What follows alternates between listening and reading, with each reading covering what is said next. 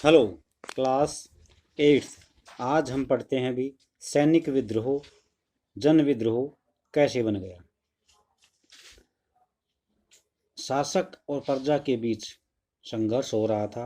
शासक अंग्रेज लोग थे, प्रजा के बीच में किसान, खेतीहर मजदूर और धर्म को मानने वाले कुछ धार्मिक व्यक्ति भी थे। इनके बीच में संघर्ष चल रहा था। प्रजा और शासक के बीच में संघर्ष चलता रहता है, कोई नई बात नहीं है।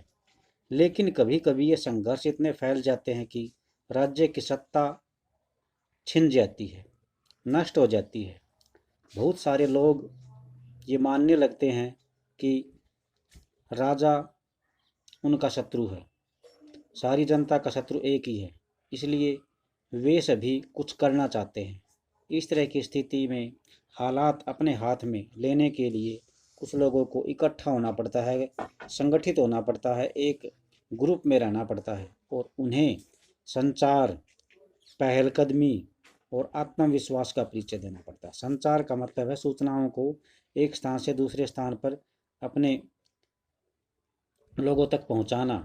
पहलकदमी का मतलब है जो भी कार्य करना है उसमें पहले सबसे पहले कौन करेगा और अपने आप का कॉन्फिडेंस बनाए रखना है।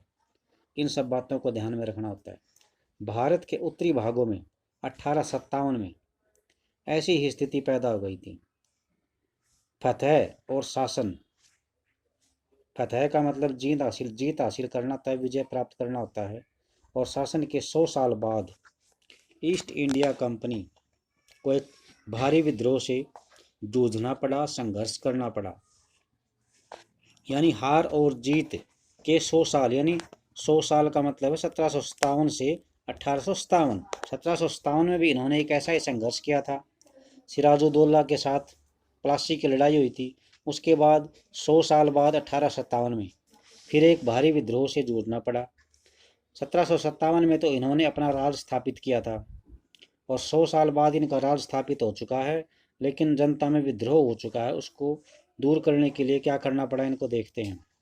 मई 1857 में शुरू हुई इस बगावत ने भारत में कंपनी का अस्तित्व ही खतरे में डाल दिया। यानी खतरे की कंपनी की जो सत्ता थी उसको खतरे के बादल मंडराने लगे थे। मेरठ से शुरू होकर, मेरठ जो कि यूपी में आता है, मेरठ से शुरू करके सिपाहियों ने कई जगह बगावत की।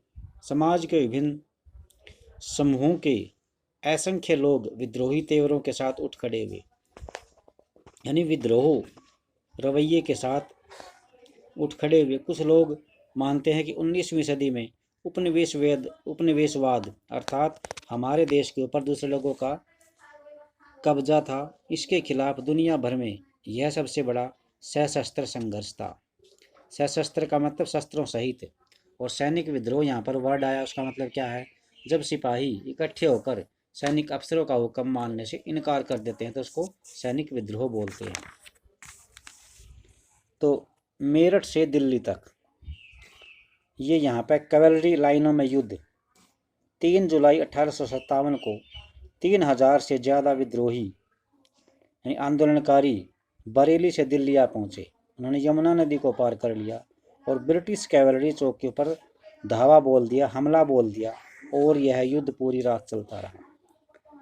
तो मेरठ से दिल्ली तक 29 मार्च 1857 को, याद रखना भी तारीख, 29 मार्च 1857 को युवा सिपाही मंगल पांडे को बैरकपुर में अपने अफसरों पर हमला करने के आरोप में फांसी पर लटका दिया गया। शुरुआत यहीं से हुई थी भी। मंगल पांडे जो कि बैरकपुर छावनी में था, 29 मार्च 1857 को उसने अपने जो अफसर थे, उससे ऊपर जो अफसर थे रैंक के, उनका आदेश मानने से इनकार कर दिया और इसलिए उसे फांसी पर लटका दिया गया। कुछ दिन बाद मेरठ में तैनात, यानी मेरठ में ड्यूटी थी उन सिपाहियों की, कुछ और सिपाहियों ने नए कारतूसों के साथ फौजी अभ्यास करने से इनकार कर दिया। अभ्यास का मतलब प्रैक्टिस, ट्रेनिंग करने से मना कर दिया। सिपाहियों को लगता था कि उन कारतूसों पर गाय और सुअर की चर्बी का लेप चढ़ाया गया, इसलिए उन्होंने मना किया था। 85 सिपाहियों को नौकरी से निकाल दिया गया था। उन्हें अपने अफसरों का हुक्म न मानने के आरोप में 10-10 साल की सजा भी सुनाई। यह मई 1857 की बात है। अब आगे क्या होता है अभी, मेरठ में ड्यूटी थी। दूसरे भारतीय सिपाहियों की प्रतिक्रिया बहुत ज़बरदस्त रही, यानी मेरठ में दूसरे स्थान पर जो सिपाही ड्यूटी कर रहे थे उनका जो रवैया था बहुत ज़बरदस्त था। 10 मई को सिपाहियों ने मेरठ की जेल पर हमला बोल दिया। मेरठ में जो जेल है उस पर हमला बोल दिया और वहाँ बंद सिपाहियों को आज़ाद कर दिया, खुलवा दिया। जो अंग्रेज़ों की जेल में बंद थे उनको छुड़वा दिया। उन्होंने अंग्रेज अफसरों पर हमला करके उन्हें मार गिराया। उन्होंने बंदूक और हथियार अपने कब्जे में ले लिए और अंग्रेजों की इमारतों और संपत्तियों को आग के हवाले कर दिया गया, अर्थात वहां पर आग लगा दी गई। उन्होंने फिरंगियों का मतलब है अंग्रेजों के खिलाफ युद्ध का ऐलान कर दिया। सिपाही पूरे देश में अंग्रेजों के शासन को ख़त्म करने पर आमादा थे, यानी बिल्कुल तैयार थे। लेकिन सवाल यह था कि अंग्रेजों के जाने के बाद देश का शासन कौन चलाएगा। सिपाहियों ने इसका जवाब भी ढूंढ लिया था और इसका जवाब था मुगल बादशाह बहादुर शाह जफर को वो देश का शासन सौंपना चाहते थे। मेरठ के कुछ सिपाहियों की एक टोली 10 मई की रात को घोड़ों पर सवार होकर मुंह अंधेरे, यानी लगभग 3 या 4 बजे मुंह अंधेरे ही दिल्ली पहुंच गई।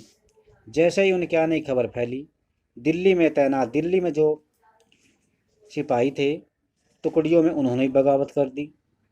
दिल्ली में तैनात सिपाहियों ने बगावत कर दी। यहाँ भी अंग्रेज अफसर मारे गए। देसी सिपाहियों ने हथियार व गोला बारूद कब्जे में ले लिया और इमारतों को आग लगा दी गई। विजयी यानी जीत के नशे में चूर, क्योंकि सिपाही जो थे बगावत करने वाले लगातार जीतते आ रहे थे, कब्जा करते आ रहे थे। विजयी सिपाही लाल किले की दीवारों के आसपास जमा हो गए। वे बादशाह से मिलना चाहते थे। बादशाह अंग्रेजों की भारी ताकत से दो हाथ करने को तैयार नहीं थे, यानी बादशाह कौन था उस टाइम? बहादुर शाह जफर। और वे नहीं चाहते थे कि अंग्रेजों से दो हाथ किया जाए, अर्थात उनसे मुकाबला किया जाए। लेकिन सिपाही अड़े रहे, सिपाही बिल्कुल नहीं पीछे हटे। आखिरकार वे जबरदस्ती महल में घुस गए और उन्होंने बहादुर शाह जफर को अपना नेता घोषित कर दिया गया। बूढ़े बादशाह, क्योंकि बादशाह बहादुर शाह जफर की उम्र उस टाइम बहुत ज़्यादा हो चुकी थी, बूढ़े बादशाह को सिपाहियों की यह मांग माननी पड़ी, क्या कि हम सिपाही सारे मिलकर अंग्रेज़ों के खिलाफ लड़ रहे हैं और आपको राजकाज संभालना है। तो यहाँ ये बात माननी पड़ी। उन्होंने देश भर के मुखियाओं और शासकों को चिट्ठी लिखकर अंग्रेज़ों से लड़ने के लिए भारतीय राज्यों का एक संघ बनाने का आह्वान किया। बहादुर शाह के इस एकमात्र कदम के सहारे गहरे परिणाम सामने आए, यानी एक संघ बनाया जाए और बहादुर शाह के इस एकमात्र कदम से गहरे परिणाम सामने आए। अब क्या हुआ?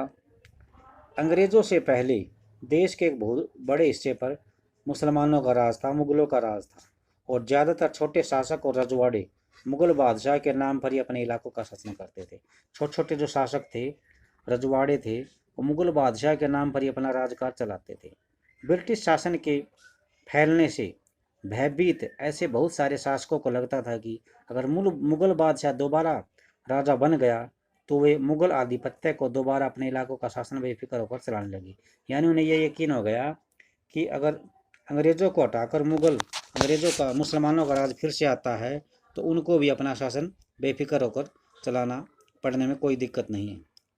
अंग्रेज़ों को इन घटनाओं की उम्मीद नहीं थी। अंग्रेज़ों को नहीं लगता था कि सिपाही सारे मिलकर ऐसा काम भी कर सकते हैं। उन्हें लगता था कि कारतूसों के मुद्दे पर पैदा हुई उस उथल पुथल में थोड़ी देर के बाद ये शांत हो जाएगी। यानी उन्हें लगता था कि जो चर्बी है गाय की और सूअर की वो लगाई हुई, इस मुद्दे पर जो दंगे हुए हैं वो कुछ समय बाद शांत हो जाएंगे। लेकिन जब बहादुर शाह जफर ने बगावत को अपना समर्थन दे दिया, यानी बहादुर शाह जफर भी तैयार हो गया बगावत करने के लिए, तो स्थिति रातों रात बदल गई। अक्सर ऐसा होता है कि जब लोगों को कोई रास्ता दिखाई देने लगता है तो उनका उत्साह, कॉन्फिडेंस, हिम्मत, साहस बढ़ जाती है। इससे उन्हें आगे बढ़ने की हिम्मत, उम्मीद और आत्मविश्वास भी मिलता रहता है। तो इतना बहादुर शाह जफर के सामने आ जाने से उनकी हिम्मत और बढ़ गई। एक यहाँ पर वर्ड आया है भी, फिरंगी। फिरंगी का मतलब होता है विदेशी। इस शब्द में अपमान का भाव आता है हमें यहाँ पर हमारे लिए विदेशी कौन थे, विदेशी अंग्रेज थे, तो हम यहाँ पर इसकी जगह अंग्रेज का यूज कर सकते हैं। तो आज के लिए इतना ही, नेक्स्ट हम कल पढ़ेंगे। तब तक के लिए थैंक्स। इसको अच्छी तरह पढ़ो।